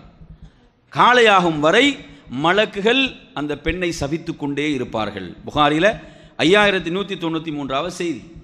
அதாவது அதற்கு முடியாத நியாயமான மார்க்கம் அனுமதித்த காரணங்கள் இருந்தால் அப்படி வராது. அப்படி காரணங்கள் இல்லை என்று சொன்னால் அந்த பெண் என்ன செய்யப்படுகிறாள் என்றால் மலக்குகளால் சபிக்கப்படுகிறாள். மலக்குகளுடைய சாபம் காலையாகும் வரை அந்த பெண்ணுக்கு போய்கொண்டே இருக்கும். எனவே பெண்கள் இந்த விஷயத்தில் அல்லாஹ்வை பயந்து கொள்ள வேண்டும். அதே போன்று அஹ்மதில் நீங்கள் பார்க்கலாம், 10742வது செய்தியாக அபூ ஹுரைரா அறிவிக்கக்கூடிய செய்தியில் ஒரு பெண் என்ன செய்கிறாள், இரவை தனது கணவன் இல்லற வாழ்வுக்கு அழைத்தும் அதற்கு மறுத்தவளாக அந்த இரவை கழிக்கிறாள் என்று சொன்னால் என்ன செய்கிறான், காலையாகும் வரை மலக்குகள் அவளை சபிக்கிறார்கள். மலக்குகள் இன்னொரு ரிவாயத்தில் அந்த இல்லற வாழ்வுக்கு உடன்படும் வரை மலக்குகள் சபிக்கிறாங்கன்னு ஒரு ரிவாயத்தும் வருகிறது. முஸ்லீமில் ஒரு ரிவாயத்தில் பார்க்கலாம், 3613வது ரிவாயத்தில் அபூ ஹுரைரா அவர்கள் அறிவிக்கக்கூடிய செய்தியில் அல்லாஹுடைய தூதர் சொல்கிறார்கள், எனது உயிர் எவன் கைவசம் இருக்கிறதோ அவன் மீது சத்தியமிட்டு சொல்கிறேன், ஒரு கணவன் தனது மனைவியை இல்லற வாழ்வுக்கு அழைத்து அந்த மனைவி அதை மறுப்பாள் என்று சொன்னால் வான் உலகில் இருந்து கோபம் இறங்குகிறது. ரப்புடைய கோபம், ரப்புடைய அல்லாஹுடைய கோபம் இறங்குகிறது. எதுவரை என்று சொன்னால் அந்த கணவனை அந்த மனைவி திருப்திப்படுத்தும் வரை, அந்த கணவனுடைய திருப்பொருத்தத்தை பெறும் வரை என்கின்ற ரிவாயத்தும் இருக்கிறது. எனவே பெண்கள் இந்த விஷயத்தில் அல்லாஹ்வை மிகவும் பயந்து கொள்ள வேண்டும், அஞ்சிக் கொள்ள வேண்டும். இதுவும் மலக்குகளுடைய சாபத்தை பெற்றுத் தருகின்ற ஒரு செயலாக இது இருக்கிறது. அடுத்ததாக 4வதாக அருமையான சகோதரர்களே, மலக்குகளுடைய சாபத்தை பெற்றுத் தருகின்ற செயல்களில் முஸ்லீமில் 6832வது செய்தி, அபூ ஹுரைரா ரலியல்லாஹு அறிவிக்கக்கூடிய செய்தியில், அதாவது மன் அஷார இல அஹீஹி பி ஹதீதத்தின், ஒரு ஆயுதம் அல்லது ஒரு கத்தி போன்ற ஒன்றின் மூலமாக, ஒரு ஆயுதத்தின் மூலம் என்ன செய்வது, தனது சகோதரனின் பால் அதன் மூலம் சைகை செய்வது, கத்தி அப்படி காட்டுறது, ஒரு ஆயுதத்தை காட்டுவது, இப்படி காட்டும் போது மலக்குகள் அவனை சபிக்கிறார்கள். சில பொழுதுகளில் பரிகாசத்துக்காக கூட இருக்கலாம், சிலவங்க பரிகாசத்துக்கு இல்லை ஒரு கேலிக்காக கூட இருக்கலாம். அப்படி செய்தாலும் மலக்குகளுடைய சாபம் அவனுக்கு உண்டாகும், அந்த மனிதனுக்கு மலக்குகளுடைய சாபம் உண்டாகும் என்பதை நாம் ஹதீஸ்கள் இந்த செய்தியில் பார்க்கிறோம். மற்றும் ஒரு செய்தியில் பார்க்கிறோம், அல்லாஹ்வுடைய தூதர் சொல்கிறார்கள், இந்த செய்தி முஸ்லீமில் 6834வது செய்தி, அபூ ஹுரைரா ரலியல்லாஹு அறிவிக்கக்கூடிய செய்தி. அல்லாஹ்வுடைய தூதர் சொல்கிறார்கள், உங்களில் எவரும் உங்களுடைய சகோதரனுக்கு என்ன செய்யாதீங்க, ஆயுதத்தால் சைகை செய்யாதீர்கள், ஆயுதத்தை அப்படி காட்டாதீங்க. ஏனென்றால் ஷைத்தான் என்ன செஞ்சிருவான், அதை தனக்கு சாதகமாக பயன்படுத்தி அவனை பிடுங்கி என்ன செய்யும், குத்தி விடுவான். சில பொழுதுகளை பாருங்கள், இன்றைய நவீன ரக ஆயுதங்கள் என்ன செய்கிறாங்க, துப்பாக்கி கையில் இருக்குது, சும்மா சாதாரண கோபத்துக்கு சுட்டு விடுகிறார்கள். பார்க்குறோமா இல்லையா? அப்படியான பல நிகழ்வுகள் நாங்கள் கேள்விப்பட்டோம். சின்ன சின்ன அற்பமான விஷயத்துக்கெல்லாம் என்ன செய்கிறாங்க, துப்பாக்கி கையில் இருக்குது, ஷைத்தான் என்ன செய்கிறான், டக்குனு அதை சாதகமாக தனக்கு ஆக்குகிறான், பயன்படுத்துகிறான். அப்போ என்ன செய்யுது, அப்போ இதன் மூலம் அல்லாஹ்வுடைய தூதர் சொல்கிறார்கள், அவன் நரகத்தினுடைய படுகுழியில் போய் விழுகிறான், நரகத்தினுடைய படுகுழியில் அவன் போய் விழுகிறான் என்று அல்லாஹ்வுடைய தூதர் ஸல்லல்லாஹு அலைஹி வஸல்லம் அவர்கள் சொல்கிறார்கள். அப்போ நாங்கள் இவைகள் மூலம் பரிகாசம் செய்வது, கேளிக்கை கூட செய்யக்கூடாது. ஏன், மலக்குகளுடைய சாபத்துக்குரிய ஒரு குற்றமாக இது இருக்கிறது. அதே போன்று அல்லாஹ்வுடைய தூதர் இன்னொரு செய்தியை பாருங்கள், ஒரு பிரயாணத்தில் சஹாபாக்கள் எல்லாம் இருக்கிறாங்க. அப்போ ஒரு நபித்தோழர் தூங்குற என்ன செஞ்சிடறாங்க, அவருடைய அந்த அம்பு வில் எல்லாம் என்ன செஞ்சிடறாங்க, அவைகள்லாம் எடுத்து விடுகிறார்கள் சில தோழர்கள். அப்போ அவர் எழுந்தவுடன் அந்த இடத்துல அவருடைய ஆயுதங்களை காண அவர் பயந்து விடுகிறார், தனது ஆயுதங்கள் இல்லையென்று அவர் பயந்து விடுகிறார். இதை பார்த்து தோழர்கள் சிரிக்கிறார்கள். அப்போது அல்லாஹ்வுடைய தூதர் ஸல்லல்லாஹு அலைஹி வஸல்லம் சொல்கிறார்கள், அதாவது உங்களுடைய சகோதரனை பீதிக்குள்ளாக்குவது ஹலாலாக மாட்டாது, சகோதர முஸ்லிமை பீதிக்குள்ளாக்குவது, அச்சத்துக்குள்ளாக்குவது. இப்போ நாங்கள் இதை பரிகாசத்துக்கு கூட இதை செய்யக்கூடாது, கேளிக்கையாக கூட இதை செய்யக்கூடாது. அப்போ எனவே என்ன, அதாவது நாம் ஒரு சகோதரனை பயம் உறுத்துவது, பீதிக்குள்ளாக்குவது என்பதெல்லாம் மார்க்கம் தடுத்திருக்கிறது. அப்போ இது ஆயுதங்களால் இப்படி சைகை செய்வது என்பதெல்லாம் மலக்குகளுடைய சாபத்தை பெற்றுத்தரும் செயல்களில் ஒன்று. அடுத்ததாக நறுமையான சகோதரர்களை, மலக்குகளுடைய சாபத்தை பெற்றுத்தருகின்ற செயல்களில் புகாரில் 1867வது செய்தியாக பதிவாகிறது. அனஸ் ரலியல்லாஹு அன்ஹு ரிவாயத்து செய்கிறார்கள், அல்லாஹ்வுடைய தூதர் சொன்னாங்க, அதாவது இந்த மதீனா என்பது இங்கிருந்து இதுவரை புனிதமானதாகும். மதீனா புனிதமானது என்று சொல்லிவிட்டு சொல்கிறார்கள். அதாவது இந்த மதீனாவில் யாராவது மார்க்கத்தின் பேரால் புதியதை உருவாக்கினால், அப்படி உருவாக்கக்கூடாது, அப்படி யாராவது உருவாக்கினால் அவர்களுக்கு அல்லாஹுடைய சாபம், மலக்குகளுடைய சாபம், ஒட்டுமொத்த மனித சமுதாயத்துடைய சாபம், ஒட்டுமொத்த மனித சமுதாயத்துடைய சாபம். மதீனாவில் போய் என்ன செய்கிறான் ஒருத்தன்? பிதத்தை செய்கிறான். மதீனாவில் போய் என்ன செய்கிறான் ஒருத்தன்? பிதத்தை செய்கிறான்டா. மார்க்கத்தின் பேரால் புதிதாக ஒன்று அரங்கேற்றுகிறான் என்றால் அங்கு அவன் பிதத்தை உருவாக்கியதன் காரணத்தால் அங்கே அவன் அல்லாஹுடைய சாபம், மலக்குகளுடைய சாபம், ஒட்டுமொத்த மனித சமுதாயத்துடைய சாபத்துக்கு உள்ளாகிறான். அதே போன்று புகாரில் ஒரு செய்தியில் நீங்கள் பார்க்கலாம். 3179வது செய்தியாக வருகிறது. அலி ரலியல்லாஹு அன்ஹு அவர்கள் கேட்கப்படுகிறது, அல்லாஹுடைய தூதர் உங்களுக்கு பிரத்யேகமாக ஏதாவது சொன்னாங்களா என்று சொல்லும்போது அவங்களுக்கு கோபம் கூட வருது. அந்த நேரத்தில் அவங்க சொல்கிறாங்க, இந்த குர்ஆனையும் தன்னிடம் அவங்க காட்டுறாங்க, இந்த ஏட்டில் உள்ளதையும் தவிர வேறு எதையும் இல்லை, குர்ஆன் அடுத்து இந்த ஏட்டில் நான் எழுதி வைத்திருக்கிறேன் என்று அதை காட்டுறாங்க. காட்டிவிட்டு அவங்க சொல்கிறாங்க, அல்லாஹுடைய தூதர் சொன்ன விஷயங்கள் 3 விஷயங்கள் சொல்கிறாங்க. அந்த ஏட்டில் உள்ள 3 விஷயங்கள், அந்த 3 விஷயங்களை தவிர வேறு எதுவும் இல்லை. அதில் முதலாவது விஷயம் என்னவென்று சொன்னால், அதாவது ஒரு மலையை குறிப்பிட்டு, அந்த ஆயிர் என்று சொல்லக்கூடிய மலையை குறிப்பிட்டு விட்டு அதிலிருந்து இந்த இடம் வரை மதீனா புனிதமானது அல்லாஹ்வுடைய தூதர் சொன்னாங்க. எவன் இந்த மதீனாவில் மார்க்கத்தின் பேரால் புதிதாக ஒன்றை உருவாக்குகிறானோ அவன் அல்லாஹ்வுடைய சாபத்துக்குரியவன், மலக்குகளுடைய சாபத்துக்குரியவன், ஒட்டுமொத்த மனித சமுதாயத்துடைய சாபத்துக்குரியவன். அவனுடைய ஃபர்லான சுன்னத்தான எந்த அமலும் அங்கீகரிக்கப்பட மாட்டாது. அவனுடைய ஃபர்லான நஃபிலான எந்த வணக்கமும் ஏற்றுக்கொள்ளப்பட மாட்டாது. மதீனாவில் என்ன செஞ்சான்?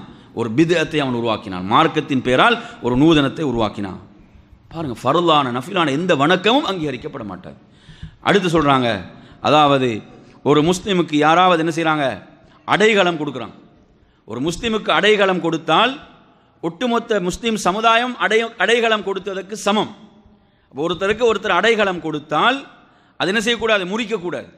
அப்படி யாராவது அந்த அடைகலத்தை முறிப்பாங்க என்று சொன்னால் அல்லாஹுடைய சாபம், ஒட்டுமொத்த மனித சமுதாயம், மலக்குகளுடைய சாபம் இருக்கிறது. அந்த அடைகலத்தை முறிக்கக்கூடாது. யாரும் அப்படி முறித்தால் அல்லாஹுடைய சாபம், மலக்குகளுடைய சாபம், ஒட்டுமொத்த மனித சமுதாயத்துடைய சாபம். அவனுடைய எந்த ஒரு ஃபர்லான சுன்னத்தான அமல்கள் அங்கீகரிக்கப்பட மாட்டாது. அதே போன்று ஒரு அடிமை உரிமையை விட்டு விடுகிறார். அந்த எஜமான் அல்லாமல் வேறு எஜமானை அவன் தெரிவு செய்து கொண்டால் அவனுக்கும் அல்லாஹுடைய சாபம், மலக்குகளுடைய சாபம், ஒட்டுமொத்த மனித சமுதாயத்துடைய சாபம். அவனுடைய எந்த ஒரு சுன்னத்தான் நஃபிலான வணக்கங்கள் அங்கீகரிக்கப்பட மாட்டார். இப்போ ஒருத்தர் அடிமை உரிமை எடுக்கிறார். அடிமை உரிமையிட்டு விட்டால் அவருக்குரிய பொறுப்பாளராக அவர் தான் இருக்கிறார். அவர் அந்த பொறுப்பிலிருந்து நான் வேறொருவரை பொறுப்பாக எடுத்துக்கொள்கிறேன் என்று சொன்னால் அவருக்கு தான் இந்த எச்சரிக்கை வருகிறது. அடுத்ததாக நறுமையான சகோதரர்களே, இதில் மலக்குகளுடைய சாபத்தை பெற்றுத்தருகின்ற அடுத்த ஒரு செயல் அஹ்மதில் பதிவாகிறது. 16608வது செய்தி, அதாவது சாயிப் இப்னு ஹல்லாத் அறியக்கூடிய செய்தி. அதாவது மதீனாவில் வசிக்கக்கூடியவர்களை, மதீனாவில் வாழக்கூடியவர்களை யாராவது பீதிக்குள் ஆழ்த்தினால், மதீனா புனிதமான அந்த மதீனாவில் வாழக்கூடியவர்களை யாராவது அச்சத்துக்குள் ஆக்கினால் அல்லாஹு தஆலா அவனை அச்சத்துக்குள் ஆக்குகிறான். அல்லாஹுடைய சாபம், மலக்குகளுடைய சாபம், ஒட்டுமொத்த மனித சமுதாயத்துடைய சாபமும் அவனை சென்றடையும். அவனுடைய எந்த ஒரு ஃபர்லான சுன்னத்தான அமலும் அங்கீகரிக்கப்பட மாட்டார். நீங்கள் எடுத்து பார்த்தீங்கன்னா அன்பு என்ன செய்ய மதீனாவில் போய் கொண்டு வைத்தாங்களா இல்லையா? அந்த ஹஜ்ஜி பெருநாள் இடத்துல பார்த்தீங்கன்னு சொன்னால் அங்கு போய் செய்தார்கள் அந்த அநியாயத்தை. அப்போ மதீனாவில் வாழக்கூடியவர்களை யாராவது பீதிக்குள் ஆக்கினால் அல்லாஹுடைய எந்த அளவு கடுமையான எச்சரிக்கை வருது என்று பாருங்கள். அல்லாஹுடைய தூதர் ஸல்லல்லாஹு அலைஹி வஸல்லம் இதை சொல்கிறார்கள். எனவே நறுமையான சகோதரர்களே, அதே போன்று மலக்குகளுடைய சாபத்தை பெற்றுத் தருகின்ற மற்றும் ஒரு செயல் அஹ்மதில் 3038வது செய்தி, அப்துல்லாஹ் இப்னு அப்பாஸ் அறிக்கிறாங்க. அதாவது யாராவது ஒருவர் தனது தந்தை அல்லாத ஒருவரை தந்தையாக அழைத்தால், அவருக்கு எனது தந்தை இவர் என்று தெரியும், இன்னார் தான் எனது தந்தை என்று தெரிந்தும் வேறொருவரை தனது தந்தை என்று அழைத்தால், இதில் வளர்ப்பு பிள்ளைகள் மிக கவனமாக இருக்க வேண்டும். வளர்ப்பு பிள்ளைகள் இதில் மிக கவனமாக இருக்க வேண்டும். தனது தந்தை அல்லாத ஒருவரை தந்தையாக அழைத்தால் அல்லாஹுடைய சாபம், மலக்குகளுடைய சாபம், ஒட்டுமொத்த மனித சமுதாயத்துடைய சாபம் அவனை சென்றடைகிறது. எனவே இதெல்லாம் இப்படி மலக்குகளுடைய சாபத்தை பெற்றுத்தருகின்ற இந்த பாவங்கள் நாம் விலகி இருக்க வேண்டும். இன்று நாம் இந்த தொடரை முடிக்கலாம் என்று பார்த்தோம். இன்ஷா அல்லாஹ் அடுத்த வரக்கூடிய வகுப்பில் இந்த தொடர் முடியும். அதில் முக்கியமான ஒரு பகுதி என்னோடு சொன்னால், மூமின்களாகிய நமக்கு மலக்குகள் விஷயத்தில் உள்ள கடமைகள் என்ற ஒரு கடைசி பகுதி இருக்குது. அத்தோடு நாம் இன்ஷா அல்லாஹ் இந்த தொடரை நிறைவு செய்து கொள்வோம். அதே போன்று நாங்கள் வரக்கூடிய தொடரில் இன்ஷா அல்லாஹ் கடைசியாக நாங்கள் வச்ச பரீட்சை அஸ்மா வசிஃபாத் அந்த சம்பந்தமான பரீட்சையுடைய அந்த தாள்களையும் உங்களுக்கு கொடுத்து அதில் உள்ள குறை நிறைகளையும் உங்களுக்கு விளக்குவதற்கு நாம் இன்ஷா அல்லாஹ் ஏற்பாடு செய்திருக்கிறோம். எனவே இத்தோடு நாம் இந்த வகுப்பை நிறைவு செய்து கொண்டு ஒரே ஒரு கேள்விக்கு மாத்திரம் பதிலளித்துக் கொள்கிறேன். ஒரே ஒரு கேள்வி இருக்கிறது. இந்த கேள்வி என்னவென்று சொன்னால், அதாவது அஜ்னபி மஹரமி என்ற இந்த தொடர்பு இருக்குதே, இந்த அஜ்னபி மஹரமி என்ற இந்த உறவு இதில் எப்படி நடந்து கொள்ள வேண்டும் என்ற ஒரு கேள்வி கேட்டிருக்கிறாங்க. அதாவது நமக்கு தெரியும், மஹரம் என்று சொன்னால் திருமணம் முடிப்பதற்கு தடை செய்யப்பட்டவர்கள், அஜ்னபி என்று சொல்லக்கூடியவர்கள் அவங்க திருமணம் முடிப்பதற்கு அனுமதிக்கப்பட்ட அந்த சாரார். இப்போ இதில் இந்த இரண்டு சாராருக்கு மத்தியில் இந்த உறவு முறை தொடர்புகள் எப்படி அமைய வேண்டும் என்பது சம்பந்தமான ஒரு கேள்வி. இப்போ மஹரமானவர்கள், ஒரு மஹரமான ஒரு பெண் என்று சொன்னால் அந்த மஹரமான ஆண்களோடு மஹரம் அல்லாத ஆண்களோடு எப்படி நடந்து கொள்வதல் என்பது சம்பந்தமாக மார்க்கம் சில வரையறைகளை நமக்கு சொல்லித் தருகிறது. இதில் ஒரு மஹரம் ஒரு பெண்ணை பொறுத்தவரையில் மஹரம் இல்லாத ஆண்கள் என்று சொன்னால், அதே போன்று ஒரு ஆணாக இருந்தாலும் மஹரம் இல்லாத பெண் என்று வரும்போது எப்படி நடந்து கொள்ள வேண்டும் என்று மார்க்கம் சொல்கிறது என்றால், பார்வைகளை தாழ்த்தி கொள்ள வேண்டும், பார்வைகளை தாழ்த்த வேண்டும். அதே போன்று அவர்கள் தனிமையை தவிர்க்க வேண்டும். தனிமையில் அவங்க இருக்க முடியாது. ஒரு மஹரம் இல்லாத ஒரு ஆணும் பெண்ணும் என்ன செய்யலாது, தனிமையில் இருப்பது மார்க்கத்தில் ஹராம். அதே போன்று கை குலுக்குதல், முசாஃபஹா செய்தல் ஹராம். அதே போன்று அந்த பெண் ஒரு மஹரம் இல்லாத ஒரு ஆணுக்கு முன்னால் தனது முழு உடலை மறைத்தவளாக அவள் இருக்க வேண்டும். அதில் முகம் மணிக்கட்டு தவிர அந்த பகுதியை தவிர அதில் மாத்திரம் கருத்து வேறுபாடு இருக்கிறது.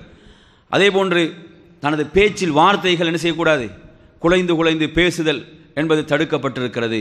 அப்போ இதெல்லாம் என்ன செய்து மார்க்கம் என்னவென்று சொன்னால், அதாவது ஃபித்னாக்கள், ஃபசாதுகள், அதே போன்று ஜினா விபச்சாரம் போன்ற அந்த வாயில்களை அடைப்பதற்காக இப்படியான வரம்புகளை மார்க்கம் நமக்கு வழங்கி இருக்கிறது. இப்போ திருமணம் முடிப்பதற்கு தடுக்கப்பட்டவர்கள் அப்படின்னு சொல்லி பார்த்தீங்கன்னு சொன்னால் அந்த பட்டியல் நமக்கு தெரியும். அல்லாஹு தஆலா குர்ஆனில் சொல்லும்போது, உங்களுடைய தாய், உங்களுடைய மகள், அதே போன்று உங்களுடைய சகோதரி, உங்களுடைய தாய் வழி தந்தை வழி சகோதரிகள், அதே போன்று உங்களுடைய சகோதரியின் மகள், அதே போன்று உங்களுடைய சகோதரனுடைய மகள், அதே போன்று உங்களுக்கு பால் ஊட்டிய தாய்மார்கள், அந்த பால்குடி மூலமாக வந்த சகோதரிகள், இப்படியாக அல்லாஹு தஆலா அல் குர்ஆனிலே சொல்லக்கூடிய இந்த பட்டியல், இதில் அல்லாஹு தஆலா இப்படி அல்லாஹு தஆலா சொல்லக்கூடியவர்கள், இதில் நாங்கள் இதில் இன்னும் சில செய்திகள் இதில் இருக்குது. அப்போ இப்படியான இந்த மஹரம் என்று சொன்னவர்கள், மஹரமானவர்கள் என்ற பட்டியல், இவர்களோடு நாம் இந்த நடந்து கொள்ளக்கூடிய இதே முறையை மஹரம் இல்லாதவர்களோடு ஒரு பெண் செய்யலாது, கடைபிடிக்க முடியாது என்பதை புரிந்து அல்லாஹ் சொல்கிறான். மூமின்களை பார்த்தும் சொல்கிறான். மூமினான ஆண்கள் பெண்களை பார்த்து அல்லாஹ் சொல்வது, உங்களுடைய பார்வைகளை தாழ்த்தி கொள்ளுங்கள், உங்களுடைய கற்பை நீங்கள் பாதுகாத்து கொள்ளுங்கள், அதுதான் உங்களுக்கு பரிசுத்தமானது, தூய்மையானது. அவர்களுடைய செயல்களை எல்லாம் அல்லாஹ் கண்காணித்து கொண்டிருக்கிறான். அல்லாஹ் அவைகளை பார்த்தவனாக இருக்கிறான். அதே போன்று பெண்களுக்கு அல்லாஹு தஆலா இதை சொல்கிறான்.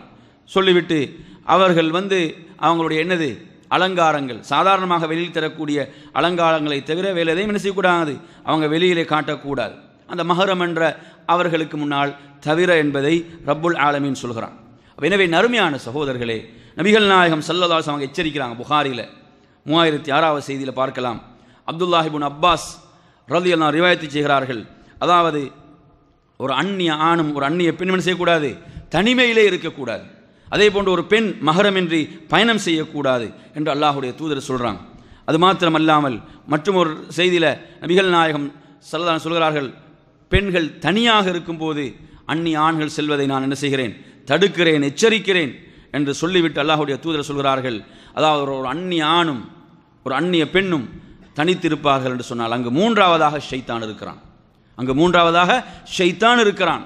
அப்போ என்னமான் ஷைத்தான் என்ன செய்வான், அவர்களை எப்படியாவது மானக்கேடான விஷயங்களிலே அவர்களை அந்த அழிவிலே போடுவதற்குத்தான் முயற்சிப்பான். அதே போன்று இது சம்பந்தமாக இப்படி அல்லாஹுடைய தூதர் சொன்ன சந்தர்ப்பத்திலே தோழர்கள் கேட்கிறார்கள், அதாவது கணவனுடைய சகோதரனை பற்றி கேட்கும்போது கணவனுடைய சகோதரனை அல்லாஹுடைய தூதர் அழிவென்று சொன்னார்கள். அப்போ எனவே இப்படியான விஷயங்களை நாங்கள் மிக கவனமாக இருக்க வேண்டும். அதே போன்ற நறுமையான சகோதரர்களே, அல்லாஹுடைய தூதர் ஸல்லல்லாஹு அலைஹி வஸல்லம் அவர்கள் ஒரு முறை வீட்டுக்கு வருகிறார்கள். அப்படி வருகின்ற போது அங்கு ஒருவர் அமர்ந்திருக்கிறார். ஆயிஷா அவங்களோட வீட்டில் ஒருவர் அமர்ந்திருக்கிறார். அப்போ ரசூலுல்லாஹ்வுடைய முகத்தில் என்னது மாறுதல், அப்படி மாறுதல் தெரிகிறது. ரசூலுல்லாஹ் இதை வெறுக்கிறாங்க. அந்த நேரத்தில் சொல்கிறாங்க, யார் ரசூலுல்லாஹ், இவர் வந்து எனது பால்குடி சகோதரர் என்று ஆயிஷா ரலியல்லாஹு சொல்கிறாங்க. பால்குடி சகோதரர். அந்த நேரத்தில் அல்லாஹ்வுடைய தூதர் சொன்னார்கள், உங்களுடைய பால்குடி சகோதரர்களை நன்றாக பார்த்து கொள்ளுங்கள். பால்குடி என்பது பசிக்காக அந்த பால் ஊட்டப்பட்டிருக்க வேண்டும் என்று அல்லாஹ்வுடைய தூதர் சொல்கிறாங்க. புகாரில் 5102 செய்தி. எனவே நறுமையான சகோதரர்களே, அதே போன்று அல்லாஹ்வுடைய தூதர் சொன்னாங்க, ஒரு பெண் என்ன செய்யக்கூடாது, மஹரம் இல்லாமல், மஹரமுடைய துணை இல்லாமல் அந்நிய ஒரு ஆண் இருக்கக்கூடிய இடத்தில் இரவை கழிக்கக்கூடாது. அல்லாஹ்வுடைய தூதர் அதை தடுக்கிறார்கள். இந்த செய்தி முஸ்லிமில் பதிவாக இருக்கக்கூடிய செய்தியாக இருக்கிறது. எனவே நறுமையான சகோதரர்களே, அது மாத்திரம் அல்லாமல் நபிகள் நாயகம் ஸல்லல்லாஹு அலைஹி வஸல்லம் அவர்கள் சொல்கிறார்கள், அதாவது ஒரு அந்நிய ஆண் ஒரு அந்நிய பெண்ணோடு முசாஃபஹா செய்யக்கூடாது. அதை அல்லாஹ்வுடைய தூதர் தடுக்கிறார்கள். இப்படியாக ரசூலுல்லாஹ்வுடைய கைகள் ஒரு அந்நிய பெண்ணுடைய கையை தொட்டது கிடையாது என்று ஆயிஷா ரலியல்லாஹு சொல்கிறாங்க. எனவே இந்த வரையறைகள் வரம்புகளை நாம் பேண வேண்டும். நம்ம சந்திப்புகளாக இருந்தாலும், நம்ம சந்திப்புக்களை சிலவங்க என்ன சொல்கிறாங்கடா, இது அரபு நாட்டு கலாச்சாரம்னு சொல்கிறாங்க. சந்திப்புகள் ஆண்கள் பெண்கள் வேறு வேறாக இருப்பதெல்லாம் எப்படி பார்க்குறாங்க, இது அரபு நாட்டுடைய கலாச்சாரம். இல்லை, இது இஸ்லாம் போதித்த உயரிய பண்பாடு. இது அதாவது பெண்கள் ஆண்கள் என்பது வேறு வேறாக அமர்ந்திருப்பதெல்லாம் இஸ்லாம் கூறிய உயரிய பண்பாடுகள், உயரிய ஒழுக்க விழுமியங்கள். இவைகளை நாம் பேண வேண்டும். ஏன்னா இன்று நீங்கள் நமது சமுதாயத்தில் எடுத்து பார்த்தீங்கன்னு சொன்னால், சில உறவு முறைகளை அவங்களாகவே என்ன செய்கிறாங்கண்டா மஹரம் என்று கற்பிக்கிறாங்க. ஆனால் மார்க்கம் அப்படி மஹரம் என்று சொல்லல. உதாரணமாக தாய் வழி தந்தை வழி சகோதரர்களைத்தான் சொல்கிறது, சகோதரிகளைத்தான் மஹரம் என்று சொல்கிறது. அவர்களுடைய பிள்ளைகளை மஹரம் என்று மார்க்கம் சொல்லலை. அதாவது சாட்சி மாமியுடைய பிள்ளைகள் இருக்கிறாங்களே, அவங்கள மார்க்கம் என்ன செய்யலை, மஹரத்தினுடைய அந்த பட்டியலை வரல. இதெல்லாம் இன்று மஹரம் என்று சமுதாயத்தில் பார்க்குறாங்க. அல்லாஹும் அல்லாஹ்வுடைய ரசூலும் தீர்ப்பளிக்காத ஒன்றை நமக்கு தீர்ப்பளிப்பதற்கு மார்க்கத்தில் அதிகாரம் கிடையாது. எனவே யாரை இஸ்லாம் மஹரம் என்று சொன்னதோ அதை நாம் உரிய முறையில் அடையாளம் காண வேண்டும். அவர்களோடு மாத்திரம்தான் மார்க்கம் என்ன செய்கிறது, நமது சில வரையறைகளை மார்க்கம் சொல்கிறது. அப்படி இல்லை என்று சொன்னால் தூர விலகி நிற்குமாறு சொல்கிறது. அவைகளை நாம் பேணிக்கொள்ள வேண்டும். எனவே அன்பிற்குரிய நறுமையான சகோதரர்களே, இதை ஏன் சொல்கிறது என்றால், அதாவது மிகப்பெரிய அழிவு, விபச்சாரம் என்ற அந்த மிகப்பெரிய ஒரு அழிவுக்குள் வீழ்ந்து விடாமல் இருப்பதற்குத்தான் இந்த வரம்புகளை மார்க்கம் போட்டிருக்கிறது என்பதை நாம் புரிந்து கொள்ள வேண்டும் என்று கூறி நிறைவு செய்து கொள்கிறோம். இன்ஷா அல்லாஹ் வரக்கூடிய வகுப்பு நமது இந்த தொடரில் இறுதி வகுப்பாக அமையும் என்பதை உங்களுக்கு மறுபடியும் நினைவூட்டிக் கொள்கிறோம். அது மாத்திரமல்லாமல் நாம் நடந்து முடிந்த அந்த பரீட்சையினுடைய அந்த தாள்களையும் உங்களுக்கு நாம் வழங்குவோம். அதிலிருந்து அதில் உள்ள குறை நிறைகளையும் உங்களுக்கு நாம் என்ன செய்வோம், சுற்றி காட்டுவோம் இன்ஷா அல்லாஹ். இந்த தொடருடைய ஒரு பரீட்சையும் எனது சாதாரண ஒரு பரீட்சை நடைபெறும் என்பதையும் கூறிக்கொள்கிறோம். இதோடு முடித்துக் கொள்கிறோம். சுப்ஹானக்கல்லாஹும்ம வபிஹம்திக அஷ்ஹது அன் லா இலாஹா இல்லா அன்த அஸ்தக்ஃபிருக வ அத்தூபு இலைக்.